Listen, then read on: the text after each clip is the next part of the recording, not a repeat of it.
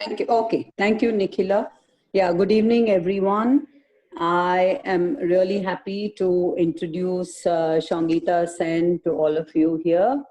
Shangita did her PhD on the films of Gautok, Sen, and Ray from the St. Andrews University, Scotland. And she curates film programs solo as well as in collaboration. The first Gautok retrospective in Scotland in May 2017 was curated by Sangita. And she has also been on the jury of the St. Andrews Film Festival. She does subtitling of Hindi and Bangla films, and she's written papers in academic journals. She has a long and impressive resume. I'm sorry, I just had to pick and choose from that. We look forward to the discussion and welcome, Shangita. Thank you very much. I mean, I know I just have written a couple of things that I would like to say. Probably most of the things I'm going to talk about is quite familiar to many of you. But I thought just, I mean, you know, we don't study or discuss so much new German cinema unless it is part of the film curriculum, of course. There we, of course, discuss these things as well. So I thought I'll just say a little bit about new German cinema and then a little bit about Fassbinder. I'm so fascinated by Fassbinder, you know, and then a little bit about the historical and social context of this particular film, you know, whatever it depicts. So just you remember that there was a scene in which Amy and Ali are talking, and then Amy is crying, and Ali asks, "Why do you cry?" And then Amy says, "Because I'm so happy on one hand, and on the other, I can't bear it anymore. All this hatred from everyone." So it's, you know, it's so poignant, and this film is full of such details. So it's just a little bit about new German cinema. I particularly picked up this film because I think this film is very relevant at the moment in transnationally, as well as in Indian context, particularly in the wake of this. We see these migrant workers, they're suffering so bad, and you know, as if there is nothing that anyone could do. They're absolutely orphaned, as if they are not even citizens. So it's a very, very miserable situation for people like that. And transnationally, there is this race thing, you know, horrible racism, structural racism, and Black Lives Matter. I thought this film is particularly very, very relevant for discussion. And it's also a point of education for all of us, you know, to get to know some. We are aware, but at the same time, I think there is no end to educating ourselves about privileges and underprivileges and structural discrimination and all of it. So I thought I'll just start with new German cinema. And just a moment, I'm getting a cup of tea. Okay. The culture of art and cinema initiated under the Nazi rule that allowed only propaganda pieces continued even after the war ended. The design of these propaganda films were lavish in nature, as they were aimed at overwhelming the audiences. As film scholar Anton Case points out, and I quote, "By its monumentality, its dynamics, and sheer massiveness," end quote. Therefore, everything in those films were very grand, starting from the sets, filmic structures, stories, dialogues, editing, music, everything. Doesn't this remind us of some films being churned from the Indian mainstream film industry, particularly Bollywood now? Maybe we can hope for a resurgence of new Indian cinema after the dark days of fascism is over in our own country. Anyway, coming back to the new German cinema, filmmakers of the new German cinema movement were forging a way to replace this style with the existing, you know, garish, very flamboyant style, with creating a new national identity through cinema.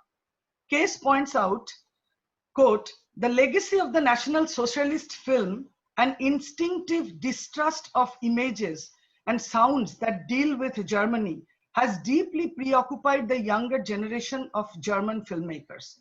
How were they to find and create images of Germany and German history that deviated from those of the National Socialist film industry, that is the Nazi film industry? End quote. In 1962, a year after the Berlin Wall was erect, 26 young German filmmakers signed a manifesto declaring the old cinema dead at the Oberhausen Film Festival, which came to be known later on as the Oberhausen Manifesto. Filmmakers such as Rainer Werner Fassbinder, Alexander Kluge, Werner Herzog, Wim Wenders, Edgar Reeds, Peter Schamoni, Haro Schempt, and Herbert Wesley, among others, signed this document. This eventually ushered in a new chapter in German cinema. Among this group of filmmakers, Fassbinder was one of the most prolific and provocative filmmakers. Now about Rainer Werner Fassbinder, as many of you know, he died very young. He died at the age of 37 only. He was born in 1945 and he died in 1982 by overdose of drug overdose. So, a versatile genius and the most eminent figure of the new German cinema, Rainer Werner Fassbinder wore many hats, that of a playwright and theater director, actor, filmmaker, cinematographer, editor, composer, and writer theorist. He was also a critic. Fassbinder died very young in 1982 at the age of 37 of drug overdose. However, in a career spanning over about 2 decades, he wrote about 24 plays, made 40 feature films, 2 series for German television, 3 short films, and 4 video productions, including acting in many of them. All his films were keen portrayal of the lives of others. He made his film debut with Love is Colder Than Death in 1969, a gangster film. It was a gangster film. Look up in IMDb or Wikipedia page for a complete filmography of Fassbinder. His 1974 film, which we are going to discuss today, Angst essen Seele auf, or Ali, Fear Eats the Soul, first offered him much deserved international fame. Ali, Fear Eats the Soul is perhaps one of his most direct and unflinching responses to the moral bankruptcy of post-war German culture and society, of course. In this film, Fassbinder gave a voice to the tumultuous issues West Germany faced in post-World War period.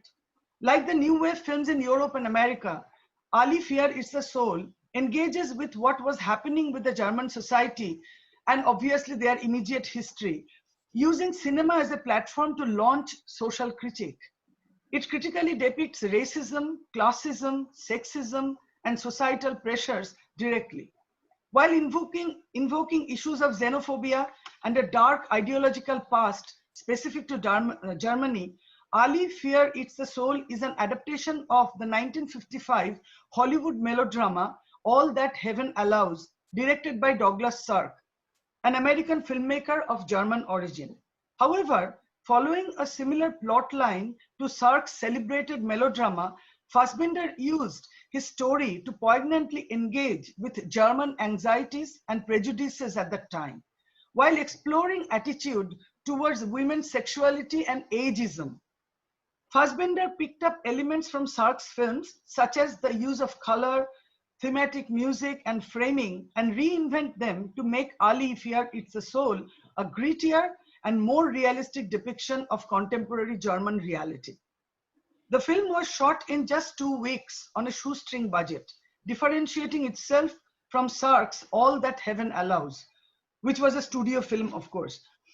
In an essay on Sirk's All That Heaven Allows, Fassbinder writes, and I quote, "A person who creates so many problems in love won't be able to be happy later on. That's what he makes films about," Douglas Sirk. "Human beings can't be alone, but they can't be together either," end quote.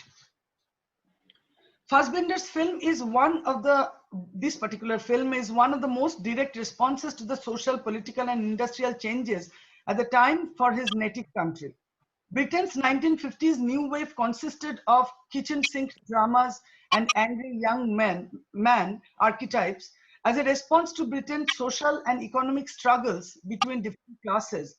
The United States 1960s, 70s new Hollywood films sought to address the traumas of the Vietnam War and the changing counterculture tastes of the baby boomers.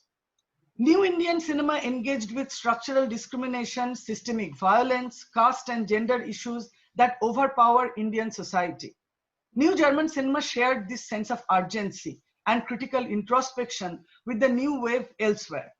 Ali Fear It's the Soul tells a touchingly sad love story, and with it, Fassbinder manages to provoke a striking commentary on topical German issues. Now, I'm just telling you just a small bit about the guest workers and that context, why that was such a huge deal for this film.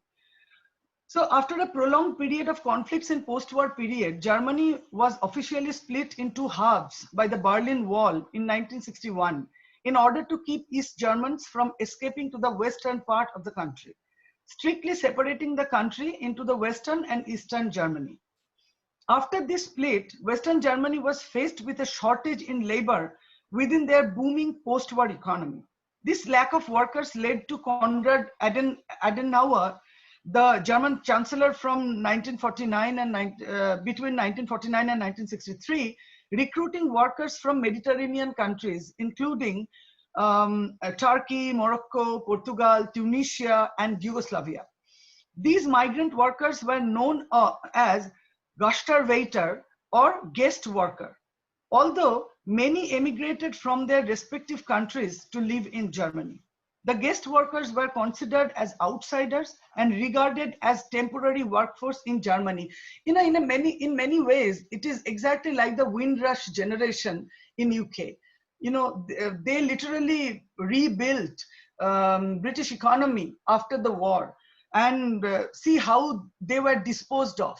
Obviously, guest workers, they were not disposed of in Germany. In fact, in the last few years, we have seen that Germany has welcomed refugees in a very positive move. And although there are problems, but that's a very positive move that Germany has taken. But in 1970s, late 1960s and 70s, this situation really was very problematic as they were dealing with their past of fascism, Nazi Germany, genocide and all of it. And at the same time, they were constantly seeing these people, visibly other in culture and, everything. So definitely they were made to feel redundant, these people, the guest workers.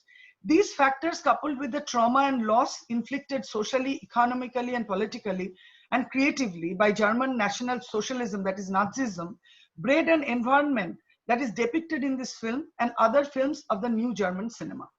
Later on, an independent American filmmaker, Todd Haynes, he also made another adaptation combining Sark's and Fassbinder's texts. If we have time, I will share with you just a couple of minutes from his a longish kind of a interview, which is available on YouTube. So to see what motivated it. And in Todd Haynes' films, he also included a very nuanced depiction of the racial issues. The blackness is represented in that film. If we have time, we will see a couple of scenes probably from that film. And also I would like to share with you all a bit of his interview. And in the chat box, I'll give you all the links so that you could actually have a look at the materials that are available. Thank you very much. That's me. I spoke too much. Thanks a lot, Sangeeta. That was very, very comprehensive. Does anyone have anything to say at this point? Do you want to come in? Anything to say about your own experience of the film or a response to any of the points that Sangeeta made? Yeah, can I say something? Yeah, please go ahead. Yeah. I mean, Shongita's was, of course, very comprehensive background.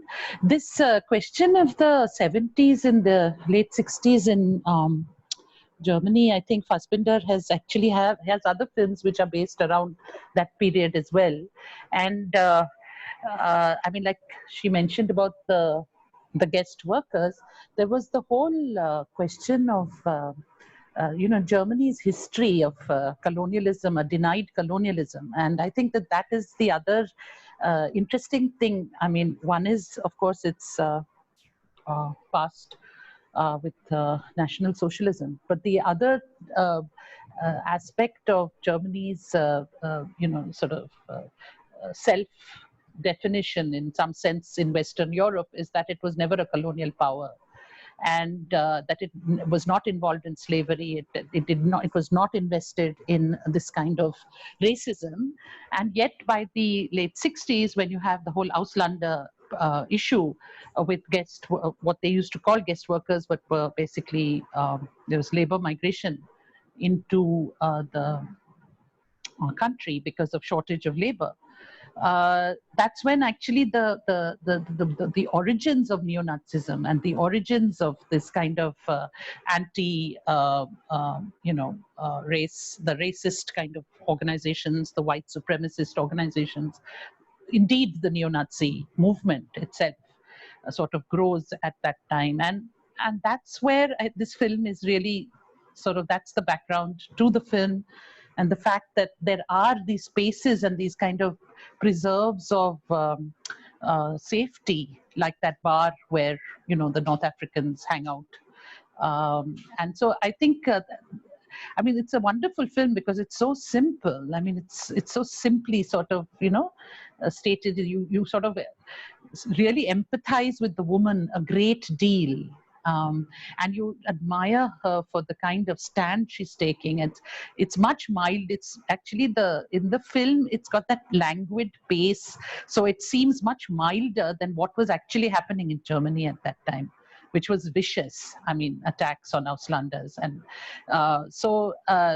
and you almost sort of start admiring the 60-year-old woman for actually taking this position. And in a sense, it's probably one of his most political films in that sense, because he sort of, takes such an overt stand against racism in Germany. So it's really a very nice, simple narrative, but it sort of really sort of grips you. And it's, of course, as Shongita was saying, it's very, very relevant to our times. Yeah, I mean, I completely agree with you. I mean, this whole discourse of denial on Germany's colonial past, and as if before this Holocaust, Germany was a clean slate. But this is not the case. Everybody knows that. And I mean, I think that racism, that structural racism has its connection with this colonial past as well, right? So obviously, I mean, of course, it is not addressed here very explicitly, but the kind of apartheid that exists between, these guest workers, they live in different places, they go to eat in different kind of restaurants, and then when, they are invited to particularly, you remember that sequence when Emmy takes Ali to a restaurant in which, it has this Nazi past, and they're talking about it, and the waiter, how the waiter behaves. So it's very kind of, eerie. And I don't know, I'm sure several of you felt this way. Every time I watch that film, I feel extremely uncomfortable because I see myself in the position of Ali all the time, Yeah. Usha, please go ahead. Professor Usha, please go ahead. Well, yes, I agree that the guest worker, the issue of the guest workers is very important. But isn't there also an autobiographical angle there? Fassbinder's own relations with his companion, who is also the actor in the film, as well as the fact that he himself appears in the film. Yeah, he does. Do you have any comments on that? I mean, other than the age, there was not, I did not actually see much autobiographical thing in the film, so to speak. But yeah, but my reading is my personal reading. Doesn't mean it is the thing. So I thought, yeah, I mean, Fassbinder was a much younger partner to Britta. So that way, that is definitely, you know, kind of autobiographical, you might say. But Britta and Fassbinder, both of them were Germans and white people, right? So that, I mean, ageism, yes, and probably that was motivated by his own engagement with an older woman. But other than that, I don't know any. Yeah, but Ali was his lover, really. So Yeah, that he was yeah, bisexual. So he, he was bisexual. yeah. So Ali was his actual lover, no? So Yeah, I know.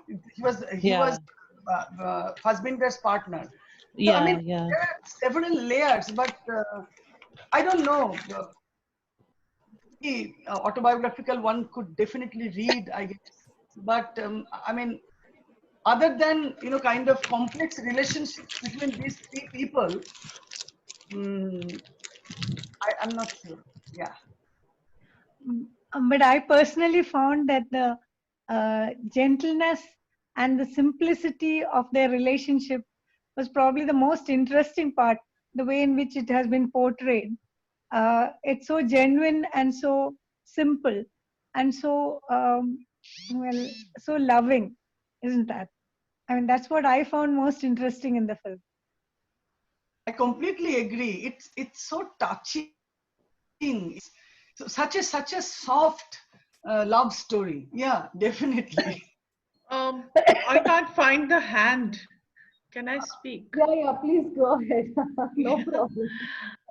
Actually, I did not feel that it was a very subtle and very soft. I did feel that it was quite right, you know, quite subtly maybe, but there was a certain aggressiveness, especially when there was when they came back from that fantasy fable, like you know, going away and coming back, and then there was a remarkable change in her, and I did not. No, I mean, I'm being very frank that I did not really always felt close to Ali's character. I saw myself in pieces in all the characters actually, and I also see people I know in all the characters, and I thought it was such a relevant film. It was almost like, you know, a film made on us, because we all experience different kind of otherness, different kind of fragmentation in our daily lives all the time. So that's why I thought it was such an universal language actually. um, and those the young woman and the older woman and the tension between them, um, I mean, they were all German, different faces of, you know, Germany at that time. Were the younger women more tolerant? Were they more open? I mean, this was the question which I thought, you know, was relevant to me.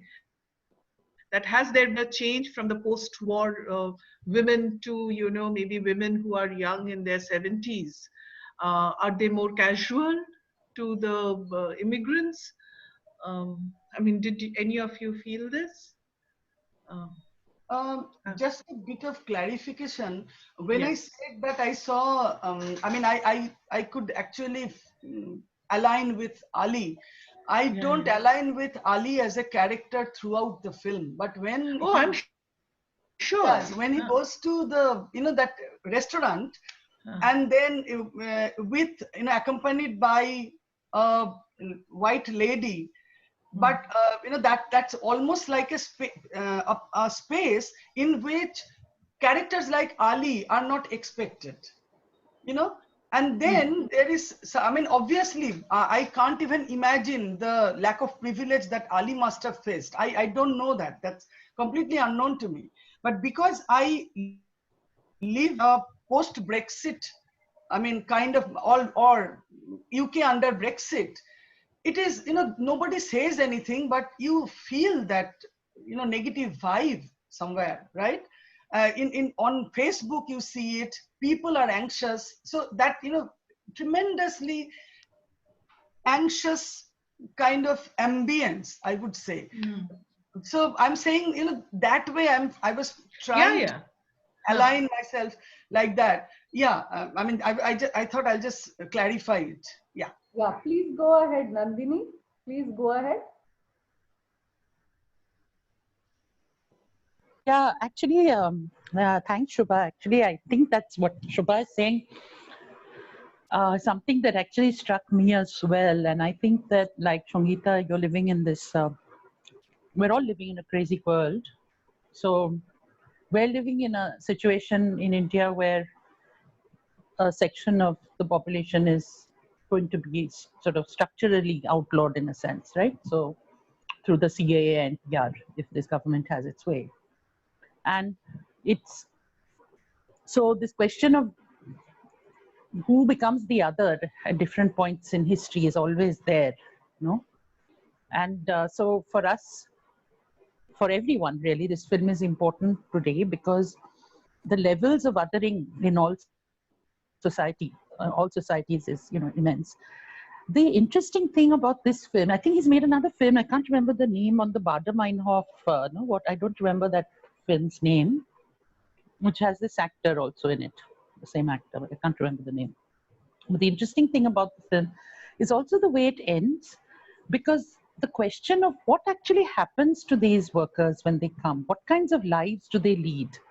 The fact that this, you know, that there is, through whatever violence that Shubha was talking about, that it's a relationship which is a romantic relationship, but it's constantly, the subtext of it is always this question of, there is a violent subtext under this. And the way in which it, in the end, when he's actually, when we're told that, you know, all these workers face these health issues and they always come back, and you might be there with him now, but he's going to come back, I think was very telling. So that's why I think Fassbinder, I mean, in a sense, that who constitutes the other? Who is this other? What are the levels and layers of marginalization that the other goes through? You know, I thought those were quite interesting. The fact, especially the way it ended, I mean, that the way in which we, you know, he goes back to the question of the lives of the Ausland, the guest worker. So, Yeah. Let me, since no one has raised their hand so far, let me just make some 2 or 3 points or 2 or 3 observations from my side about the film. One thing that surprised me, well, not surprised me, but one thing that I found interesting in some ways was the film seemed less anti-Islam and more anti-foreigner and anti-black. So race and nationality seemed to be more important at that point in time in 70s Germany than Islam. It didn't seem to come through as you might expect, probably in more contemporary films. The second point or the second observation was, though Amy says she belonged to Hitler's party, or her father too was part of that party, it doesn't seem like she's taking a very overt critical and political stance against what has gone by. So in that sense, the film seems to be more from a kind of humanistic perspective. You know, her relationship with Ali is, I don't know, I mean, I didn't find it coming from a very overtly at least stated political position. but more from a kind of humanistic need, or whatever one can call it.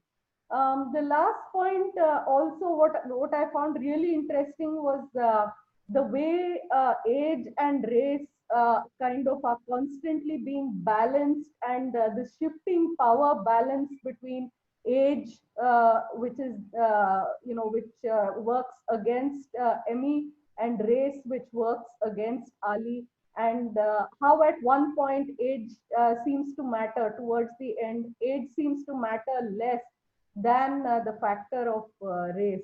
So yeah, and also one could observe why Sangeeta thought that this was such a relevant film for the contemporary context, particularly in the first half of the film. Yeah, so these are some of my observations.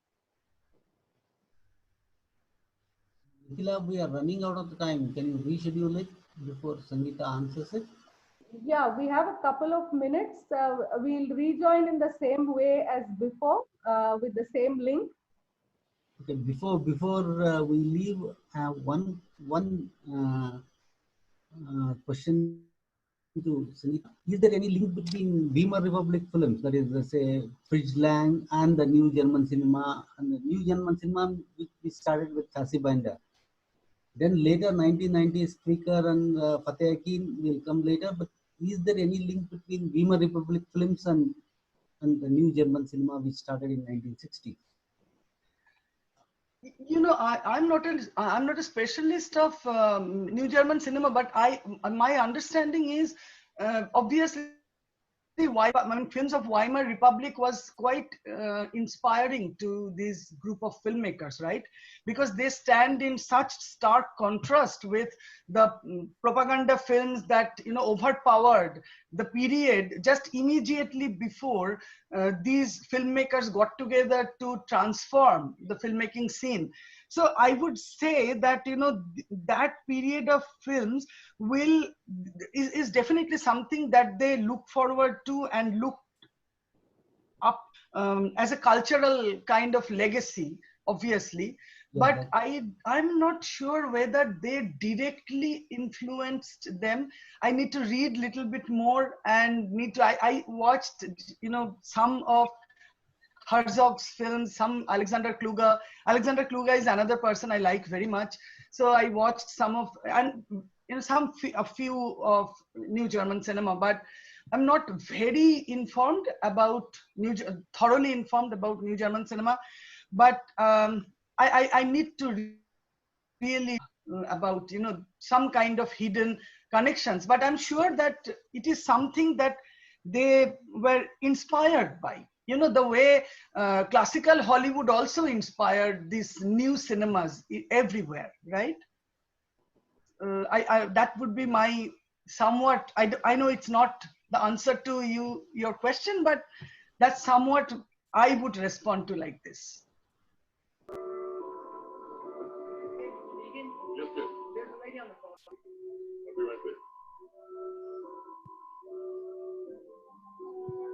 Is the sound all right? Not really. I think. Just a second. Yeah. Is it better now? Yeah. I realize you have a busy schedule. Worked out fine. I'm just glad you called. Are you sure everything's all right? Not audio is not very clear still. No? Yeah. Oh. Just a second. Yeah, that's fine. Yeah.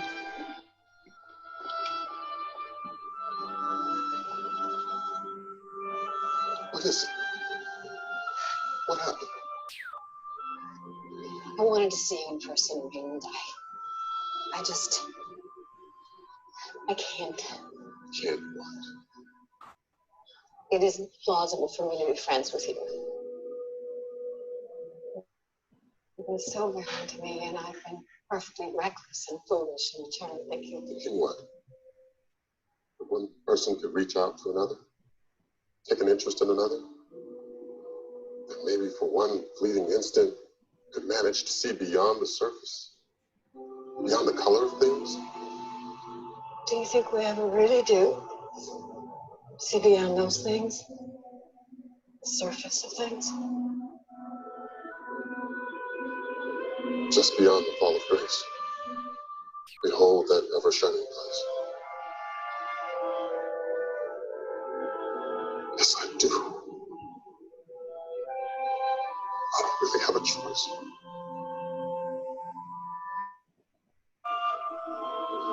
I wish I could.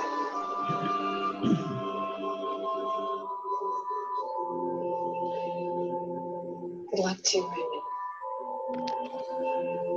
This is what it could. You boy! Hands off! Yeah, you! Raymond, please don't.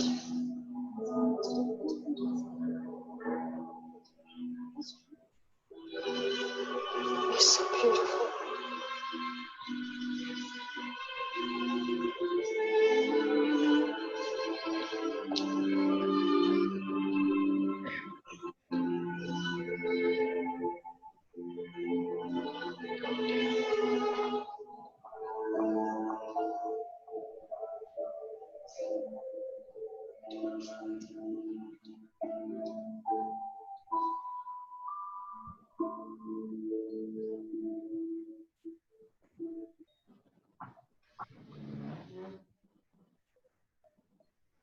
Okay. What should I do now? Yeah, you can stop sharing the screen. Yeah, I'm just trying to get back to this thing. Okay. Oh my God. How do I do this? I think, let me see. Okay.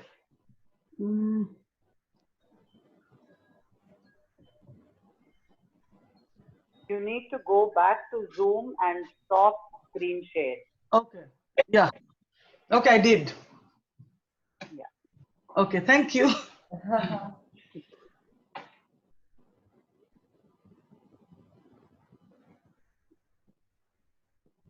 Yeah. I just wanted to show this clip just to, like you will see this kind of plot goes from one context to other, and then it, creates his own life, taking into consideration, whatever is prerogative for that particular culture.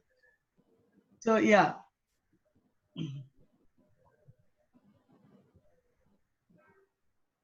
Yeah. Can I say something, Sheila? Yeah, go ahead, Geeta. I just wanted to say a few, make 2 points about, the cinematic quality of the film. Of course, it's a beautiful film and, so poignant, and as Sangeeta, you rightly said, it resonates with our present context as well. So the 2 things I wanted to say was, one is the mise-en-scène. Quite similar to Cirque, All That Heaven Allows, where, the mise-en-scène is so telling and so full of symbolism. Similarly, in this film also, when it comes to not just the placement of objects, but even the placement of these 2 characters, Emmy and Ali. For instance, if you look at that scene, which for me was the most moving one, that scene in which Emmy breaks down and then she says, everybody is all the time staring at me, in that outdoor cafe where they're sitting. It's a deserted cafe. There are just tables and chairs all around, and only these 2 seated in one of the center tables. And you have in the distance, the restaurant staff, which brings us to the question of gaze. Throughout the film, Emmy and Ali also are 2 people who are constantly stared at. And people around Emmy, they're always shown as staring at her, whether she enters the bar or she is at a cafe, and staring in ways that are actually scary sometimes. You know, those deadpan expressions, and all that they're doing is just staring. And this, I think, was almost, like something chilling, like, and a little different from Cirque in this sense, because there also there is tremendous societal disapproval for that relationship between Carrie and Ron. But there it is portrayed through words that really, cut. But here it is just the gaze, the stare, which is, like I said, chilling, almost scary. So this, I thought, was something that struck me.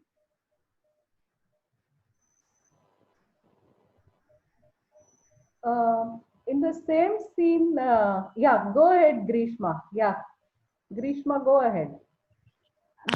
Hello. Um, uh, I found this point made by, I didn't know about the background of the film or the historical background of the film. But this point that Sonkita ma'am made about how these migrant workers, the guest workers, helped boom the economy after World War and all that was very interesting, because there's a scene in the film where both Amy and Ali are sitting down and calculating the money that they earned, and Ali earns more than Amy. And I was also noticing it at that point of time, and it didn't hit me. So and there are also scenes where she says, "I'm not a skilled labor." Uh, for me, what was most interesting about the film is how this othering pans out throughout the film, in the sense, how Ali, the foreigner, he turns from an object of disgust to an object of amusement. There are scenes where Emmy makes her friends feel his muscles and makes him help with the shifting, etc. And in both cases, he is the other. He always remains the other. She even calls it. I mean, this is. She's almost celebrating it as a foreign mentality. So, those were very interesting parts of the film for me. Hello? I mean, yes, it was almost like a prized possession, no? That exotic body on display. It's Right, like right. it's almost like the slave body on display. Like, like there used to be human zoos. And obviously it is not that, but I mean, Nandini spoke about that, denied colonial past of Germany, then, and its association with slavery and other things. I think it is subtly, one can actually interpret this image, relating it to that kind of thing, like, how slaves used to be sold as bodies, right? They were not individuals, they had to be dehumanized. And obviously here it is slightly different, because it is almost like an object of desire, exotic object of desire of Amy. And by extension, it's that something which was unworthy before, and suddenly, because of its sheer physical beauty and, physical, I think, some kind of attractiveness was imposed upon his physicality, and everybody is given, allowed a gaze over that body. So that's also Right. something very interesting, isn't it? Can I say something? Can I say something? This question, this issue that Grishma actually raised, this is another, I think, rather important issue, because it's also as much about, class as it is about gender and race, this film, right? So the question is that really that you have it's actually a working class dynamics that we see throughout the film, no? Whether it's the occupation of Emmy's occupation as a house cleaner, his sort of working in the whatever that Werkstatt, that garage or whatever. And so it's actually very much about class as well.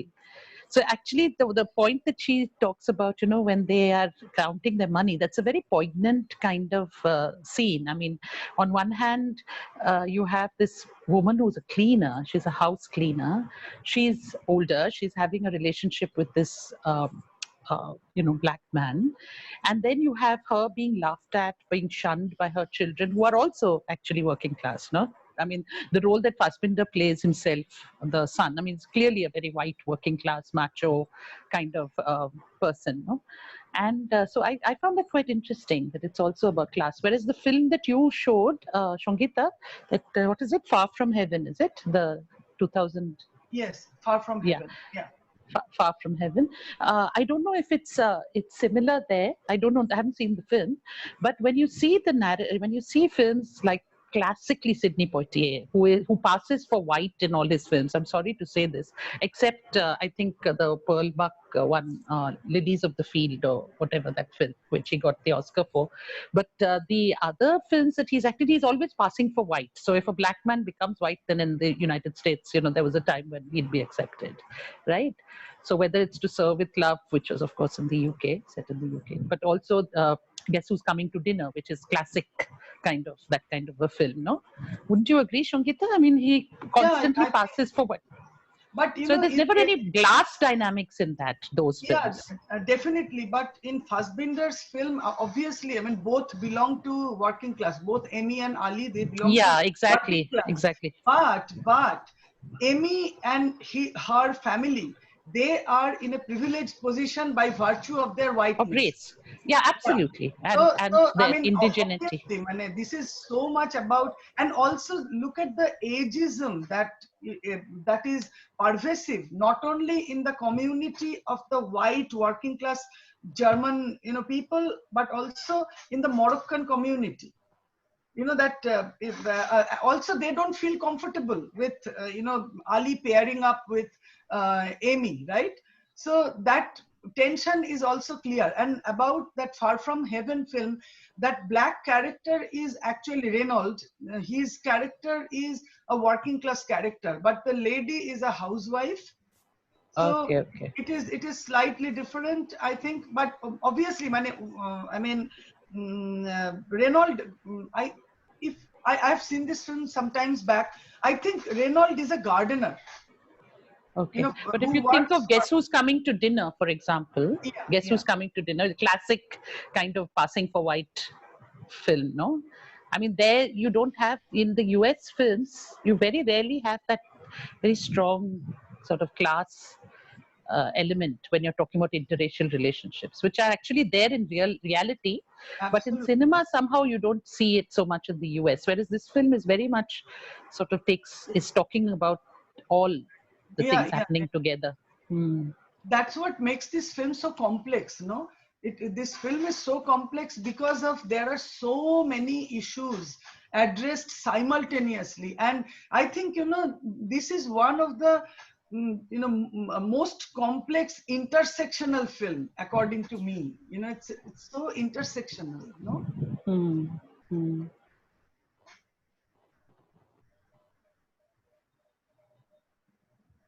Yeah, go ahead.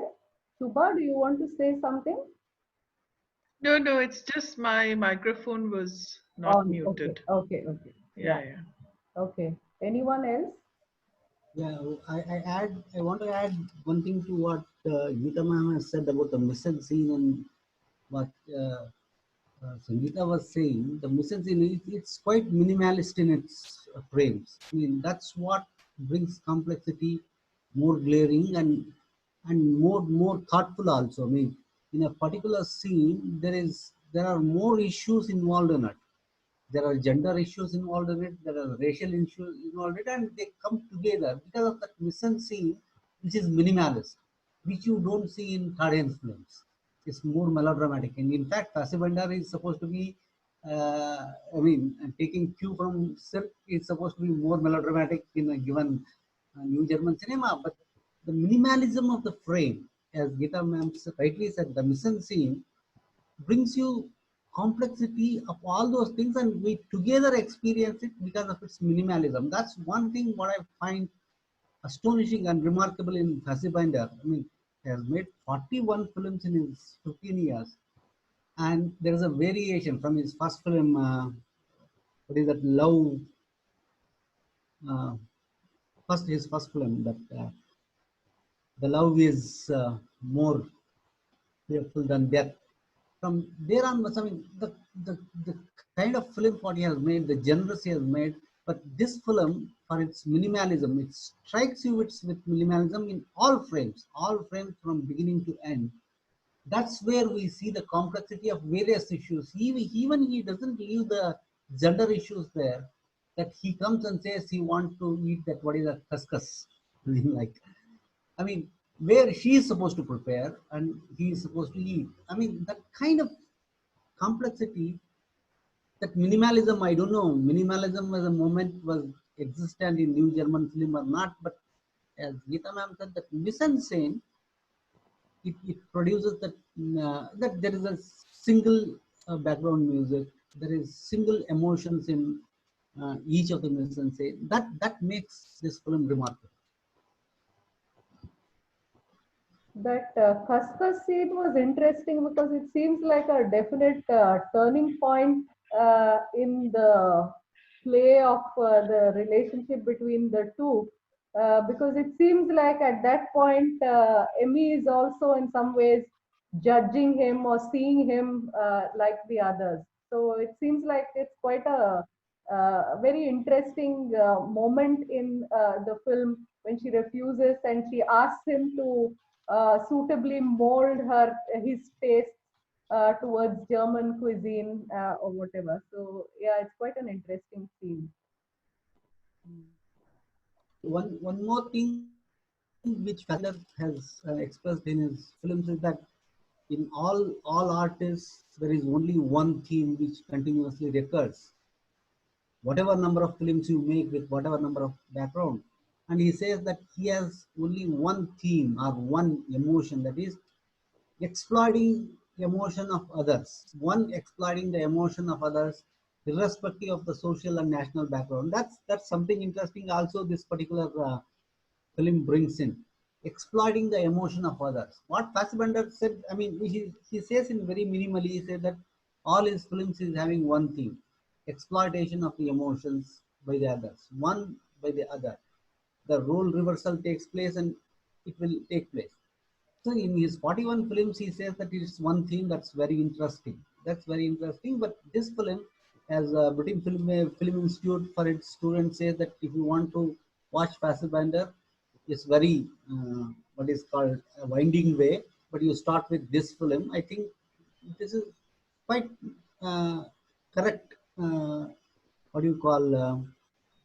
Suggestion that you start with this film and with his idea that the whole of his theme is one exploiting the other, and we reading it in multiple cultures and multiple ways. That's very interesting.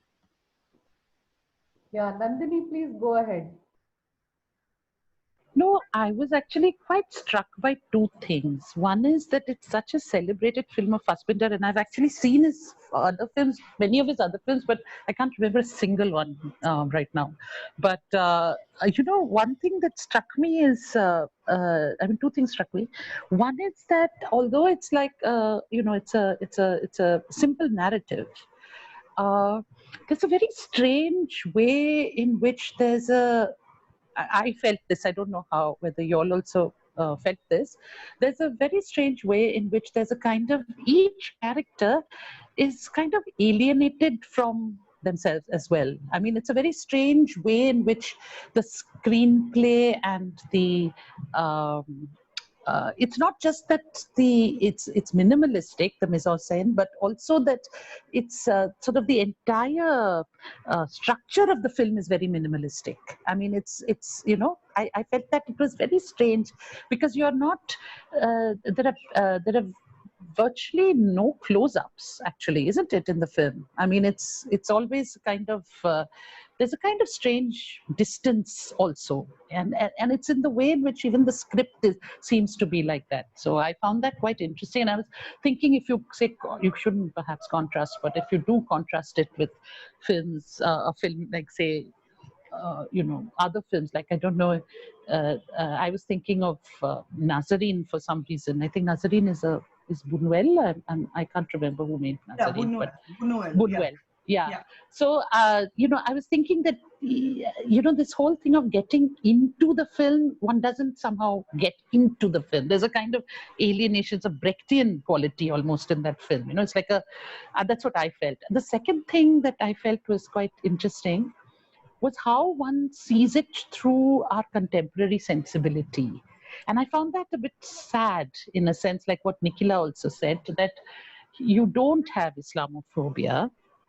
You don't have this feeling that this man is out to diddle this older woman, which you would have today, because I know I have friends in Germany who've actually need immigrants for them to be able to stay, etc., etc., and you don't actually have, so one is sort of seeing it through this contemporary lens as well. That was quite interesting for me as a viewer of the film.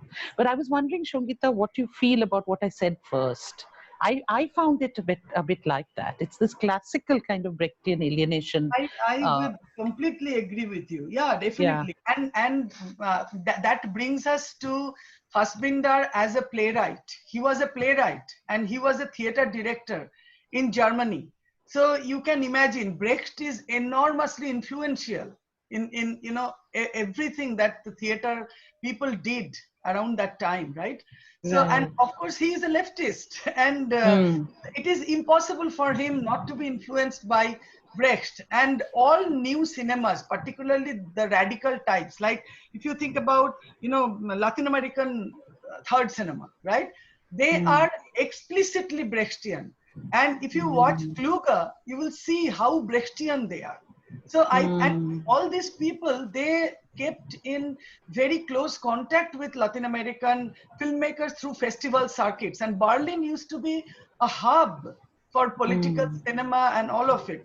I mean, again, as I responded to Fani Raj's, comment that I'm no expert on New German cinema, but if I dig deeper into it, I'm sure I will find connections between radical cinemas of different places, because when Fassbinder was making films, that was the heyday of Latin American third cinema. And Latin American third cinema makers, they were all exiled in Europe. So it is impossible that they were not communicating. They were, may not be explicit always, but implicit communication, that is, watching one's films, reading something that they have written. It is very, very likely that there was a very strong presence of some kind of a, ideological and cerebral collaboration between all these politically conscious filmmakers. So it is quite likely that, maybe subconscious Brechtian or maybe conscious kind of decisions, like the way he uses yellow, the color yellow, the hue of different hues of yellow in the entire film. That is very strange, isn't it? And he made other films in black and white. He made it in color, right? And then he uses it's very predominantly yellow in different moments, and it's also very striking, isn't it? And also framing, like other than mise-en-scène also, you will see the way Fassbinder's camera uses the doors, and how you see the character of Ali most of the time encaged almost, seeing through a doorway as if it is another internal framing that is confining the character of Ali, and sometimes even Amy. So, this internal framing of windows, and then, that there are loads of closed doors, open doors, and he uses doors in an amazingly creative way, I think. Okay. It's Yeah. interesting in the last scene also. It mirrors and then comes in that frame, that hospital door opening frame. Yeah, that's interesting. That's interesting, and also it leads us to think about the present German directors, Fateh Akin, Tykwer, and all that. So, I mean, post 21st century German cinema, where there is a different kind of migrational experiences and migrational violence and reaction of the German filmmakers of that, and the link with Fassbinder. I mean, looking back at the cinema again today for this discussion reminds me of what Fateh Akin is doing, what Tykwer is doing. Yes, of course. I mean, you are absolutely right. Now, nobody can, rule out Islamophobia associated with the fear of the other, right? Anything that is being created now, if you have a Muslim character at the center of it, then that Muslimness will be highlighted everywhere, everywhere. I mean, in addition to blackness, just imagine how a black character, if there is a figure of black Muslim character, how that character will be portrayed. So I mean, there are layers of it, and Fateh Akin himself, shares that identity. So obviously that that awareness comes through, no? Yeah. Two people who have not come in so far. Sridhar, do you have anything to say? Sridhar, are you around? Tarakeshwar? I'm there, but see, this kind of discussion, I'm very new. So I'm just getting adjusted. Okay, I okay. only Sure. enjoy movie. Sorry. I was. What wonders me is that, see, uh, the migrations that took place from across, they are showing it from east to west. So this is also now the dialogue around pandemic also says that the virus spread from east to west. Yeah. So is there any connection in it? I don't know. I'm thinking in my world is somewhere else now. So that's why I'm just listening to you people. I would say, what happens, this is, I mean, that is why decolonization becomes so important, as a kind of ideas and discourse. And I think we need to engage much more with decolonization, because, this idea of, what should I say, contamination, this idea of contamination, that is, or cultural purity, all these things are, such intricately associated with colonial thinking, directly or indirectly. So obviously, I mean, nobody is talking about, when Italy got that coronavirus, they got it from the community. It is not, there is no proof that somebody from China went there with this. And this is also another, I would say, another expression of racism, structural racism. That, every time something goes wrong in the developed world, there is always a constant effort to, just whisk away the responsibility towards the underdeveloped world. Of course, China is no longer underdeveloped or anything, but still part of that West or something, no? I mean, I was just ranting because I'm angry. Yeah. Anyone else? Tarakeshwar? Am I audible? Yes, yes. The second point that you raised, Nikhila, about the Emir's past. Yeah, go ahead. We're not able to hear you. You're muted. Please unmute yourself. Unmute yourself. Yeah.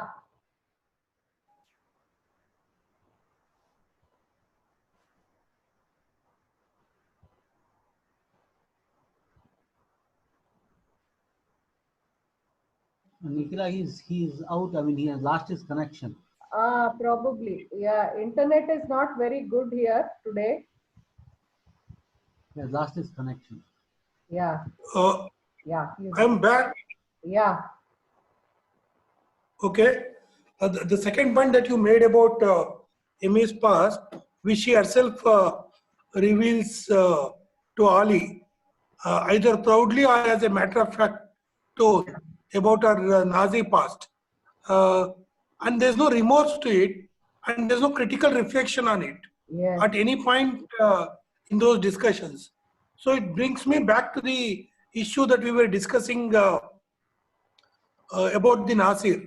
So there is a discourse of the other, about the other, that is racist discourse, that you ignore or you're not conscious about it, which is part of you, and her lived experience which tells her that she needs a companion now, and Ali could be her companion. So this lived experience which looks at Ali in a particular way, and the discourse about the race which she carries from the past, they don't interact with each other. So she experiences that much later when others look at her like that. So this even the others who are looking at Ali in a particular way, or even Amy for marrying the Ali, even they are not aware of it. They do change in the course of the plot when these two people come back, but they are also not critically reflecting on their own experiences earlier or their own perception about these things earlier. So this disjuncture between the lived experience and the discourse of fate, which construct their subjectivity in a particular way, I think is quite interesting, which comes through even in this film.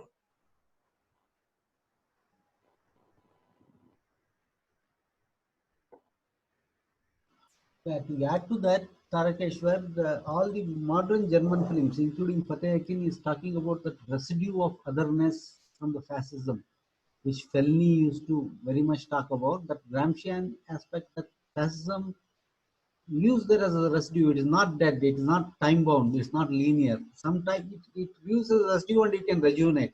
That's what Germany is seeing now, and you know, that point is interesting. Yeah.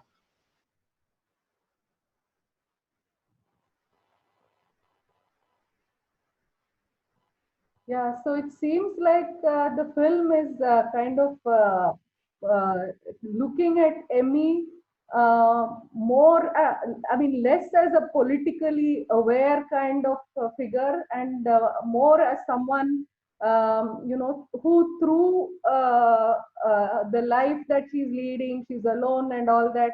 So that's how she seems to come to Ali, rather than from a you know, discursively informed kind of position. That was quite striking for me while watching the film, because our own understanding, if we again look at the context of Hindutva today, our own understanding is those who are shaped by such dominant discourses seem to see the world very much within that frame. It's only when you kind of step out of that frame that probably you will, you know, be able to interact with someone, you know, outside of, you know, that frame. Here, without being critical of her past, without really, you know, interrogating that, to embrace Ali, and also that scene that Geeta was mentioning, the scene in the hotel where she sobs,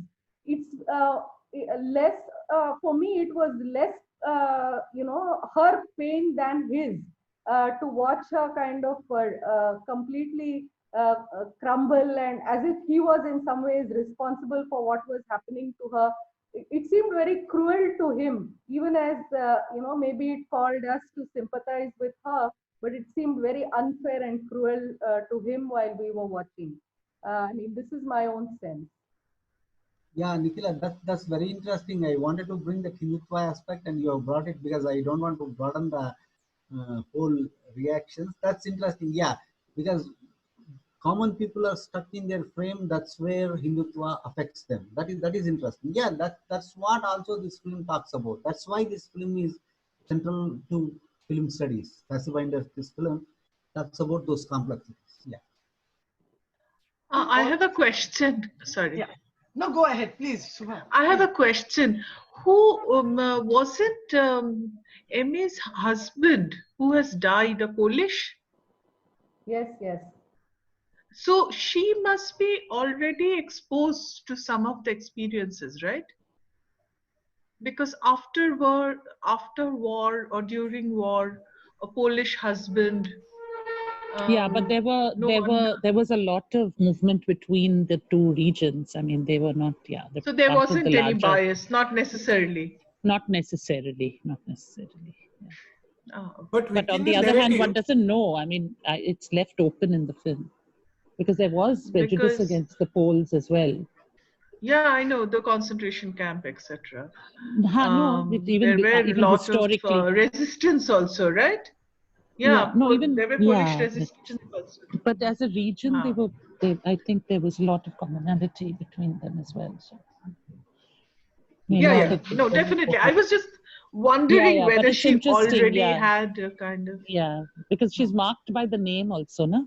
Yes, by her absolutely. Name, And when the new placement came, their new colleague, I mean, it was nice, you know, how they have handled that. So immediately she was the other. And I also thought, I'm sending you all a kind of, a video link for, it's a very small video link from Criterion Collection. There is this person talks about, Ali Fear It's the Soul. That should be a part of that Blu-ray. But I'm just sending it to you just in case you are interested in watching it. So you could actually watch it, whenever you are free. So I'm just sending you the link. Thanks, Shongita, for all the material that you're giving us. This is a wealth of material. Yeah, there are loads of, actually, I taught this film in St. Andrews. When 2017, I think I taught this film. I tell you something very personal. It's Fassbinder fascinates me because Hrithik Ghatak fascinates me. I find Fassbinder to be an equally talented and unfortunate soul of world cinema, exactly like Hrithik Ghatak. It's like he was, obviously Hrithik Ghatak was more unfortunate because he did not have money and, industry, party, from all sides he was cornered. So that way he was, much more unfortunate than Fassbinder. But, I think they were so talented that they could not contain anything within themselves. And they were burnt out of the fire of their talent, Yeah. So I find it very fascinating. And also because, this Berlin Wall divided East Germany and West Germany. And obviously Fassbinder was also responding to things, very subtly through, this rift he was addressing. And we all know how Ghatak responded to the partition, right?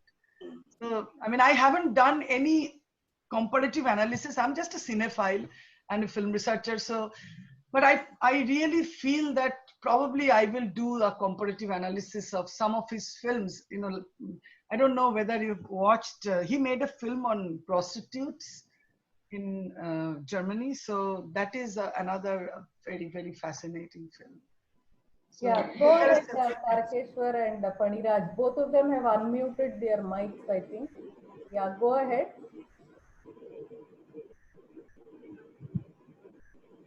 Tarakeshwar, Paniraj? No, I want to hear Tarakeshwar. Tarakeshwar. Oh, okay. No, I didn't have anything to say. It was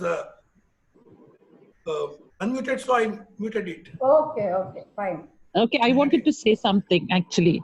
Yeah. Geeta, since you've taught Fassbinder, and I don't remember, I used to watch his films when I was younger, but he was also a supporter of the Baader-Meinhof gang, and he had got into some serious trouble at one time, isn't it, with the German authorities for his support to Baader-Meinhof? No, Sangeeta? Sangeeta, you have to unmute yourself. Yes. Yeah. So I do remember that, Sangeeta, that he was a supporter, and I think one of his films is about, sort of obliquely about the Baader-Meinhof gang, if I'm not mistaken. Very painful. Yeah. He was very controversial. He was very, very controversial, and he supported them. He supported the Baader-Meinhof. Yeah, he did. So he and they were a terrorist group. I mean, in the days when terrorism wasn't just about being Muslim. Yeah. It was so I remember he got into some problem as well with the German authorities. I don't recall. I haven't looked at the Wikipedia, which I'm sure we'll have it. I would be able to ask around, and we have in the department we have somebody who is very interested in new German cinema. So I would be able to ask him. But I think if he had several underground connections.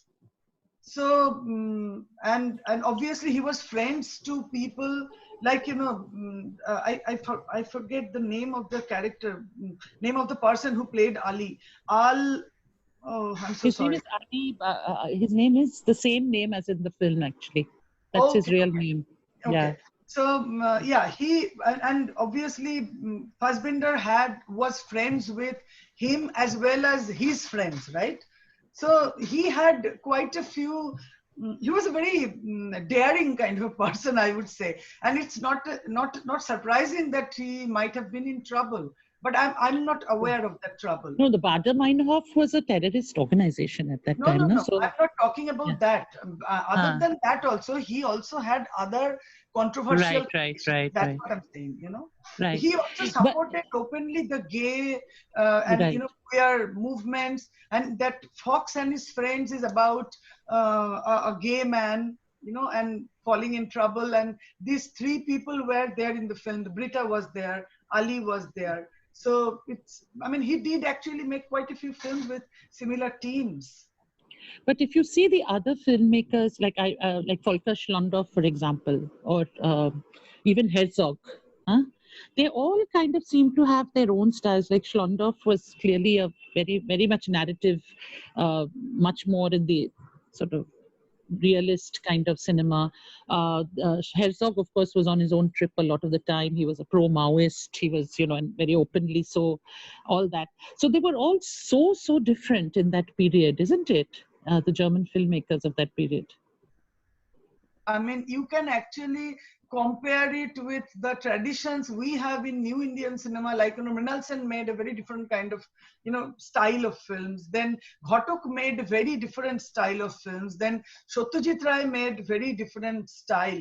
All of them had very unique style. Not only unique style, ideologically speaking, also they spoke from different points. Though Ghatak and Sen, they were more aligned, for their Marxism and their ideological grounds, but they looked at art differently.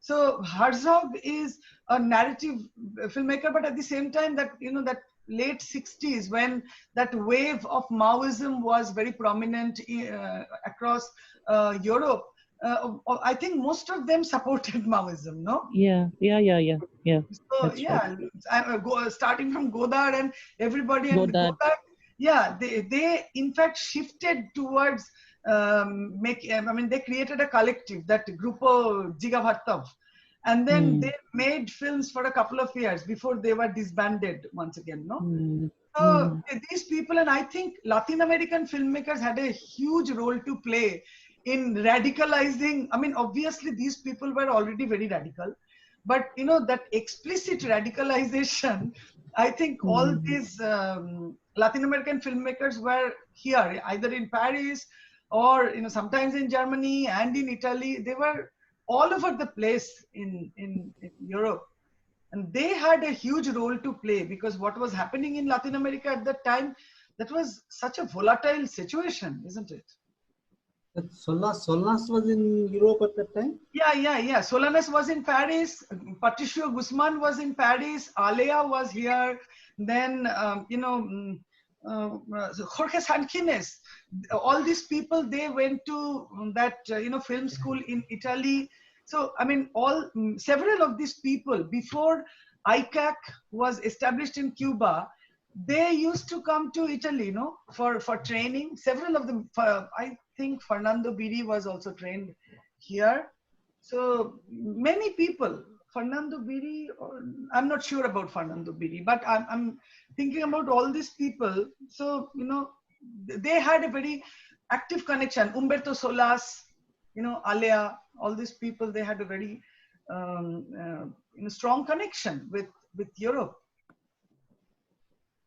Guzman still lives in, Paris, and another person, Raul Ruiz. Raul Ruiz came here from Chile.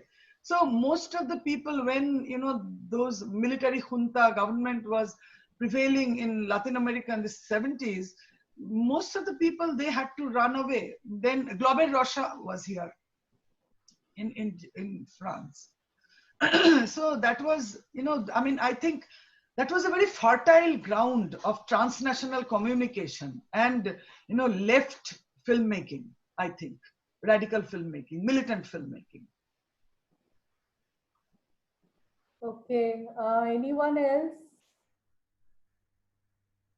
Anyone? Grishma, Geeta? Grishma, you want to say something? No, ma'am. No, ma'am. Okay. Geeta? No, not really, Nikhila.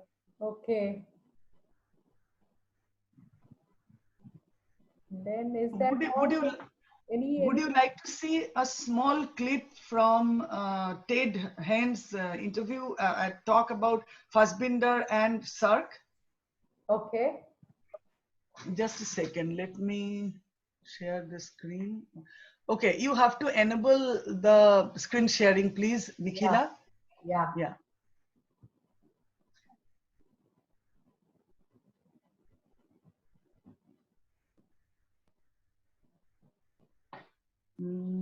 Okay, so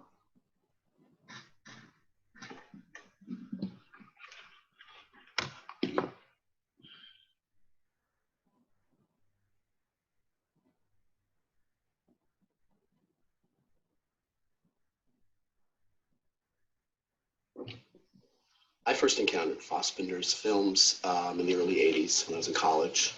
And by this point, particularly sort of in academic circles and sort of film cineast circles, the films had sort of reached a critical mass and entered the American consciousness. And the program I was in at Brown was then called the Semiotics Program. It was not a full-fledged department, but it was within the English program. It's very influenced by a lot of the new theory, film theory, feminist film criticism that was coming out of Europe.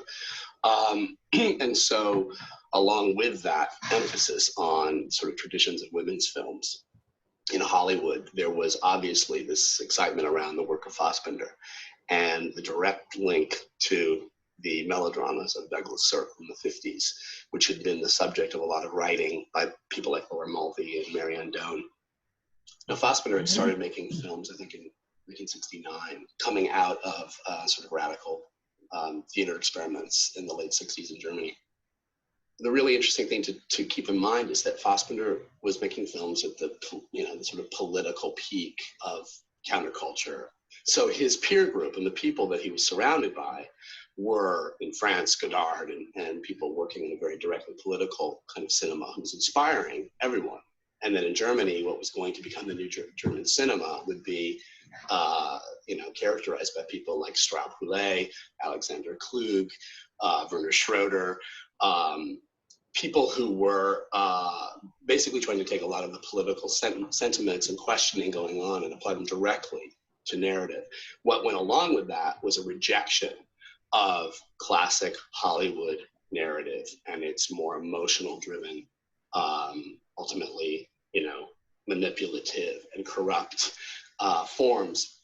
So, and Fassbinder's first 10 whatever films in his career reflected this more personal questioning about how narrative can be used politically.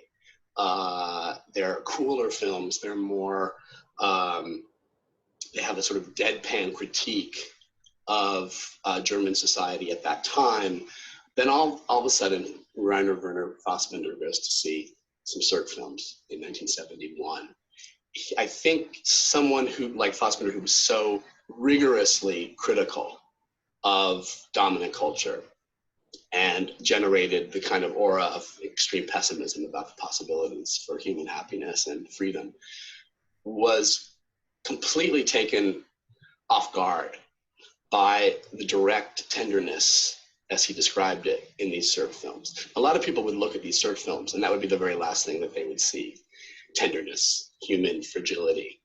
But what Cirque did for Fassbinder, I think, was show that you could be extremely simple and very direct with your narrative language in a movie, but show people suffering, show people who you identify with, not due to their sort of free agency as people who are going to just find you, infinite new territories or terrains, but actually people who you identify with because of their captivity in rigid societies that we all share.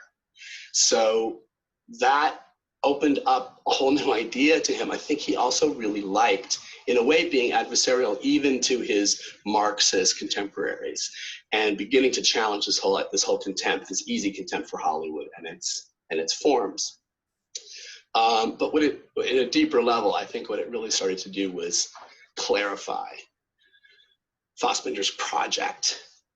And there's a beautiful quote that I've taken very much to heart in my own work, because it so goes against, I think, a very basic liberal tradition in narrative, which is that you can tell stories about how you feel, you can put your messages into movies, you can, and whether that's happening at a Hollywood level or it's happening by Godard, whose political discourse is all over the body and form of his work, Fassbinder began to identify a problem with this.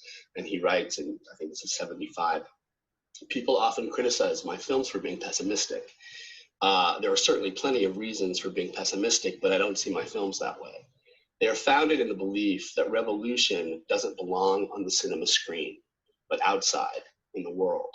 Never mind if a film ends pessimistically, if it exposes certain mechanisms clearly enough to show people how exactly they work, then the ultimate effect is not pessimistic. My goal is to reveal such mechanisms in a way that makes people realize the necessity of changing their own reality.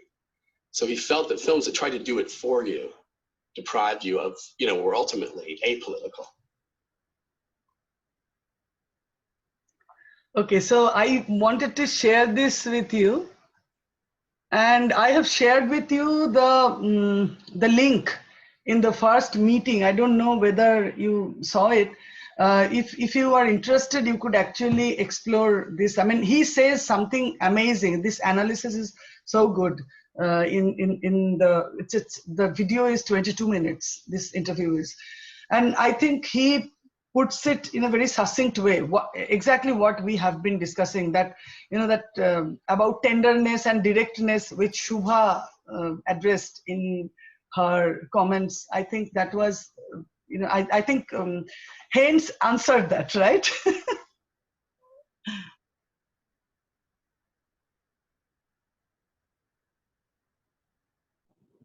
Yeah.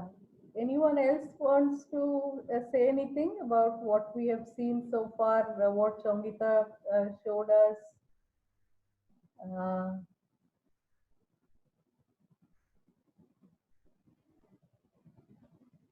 Is that all then for today?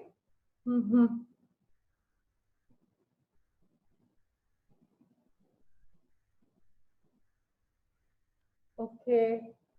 So if that is all, then maybe Geeta, would you like to come in now and kind of just wind up things? Not exactly. I think it's been a great discussion, and we have done a really did analysis of the film from the point of view of its politics and issues of race, class, and gender, and the cinematic quality of the film. And I think Shangeeta has also contextualized the film as well as in the larger historical context of German new cinema. And she's given us a good background of the director, himself. And I think we are indebted to her for all the materials and the links that she has been posting on this chat group. Thank you, Shangeeta, for that. And thank you all. Thank you, everybody. Yeah. So yeah, it was a pleasure. Yeah, thank you all. Thanks, Shangeeta. Joining. Yeah, so we meet again next Saturday, same time. I hope this day and time is okay for all of us. Yeah. We meet for our next discussion next Saturday, that is July 4th. So see you all then. It's been a great discussion. Thank you, Shangeeta, and good night to all of you. Good night. Thank you. Good night.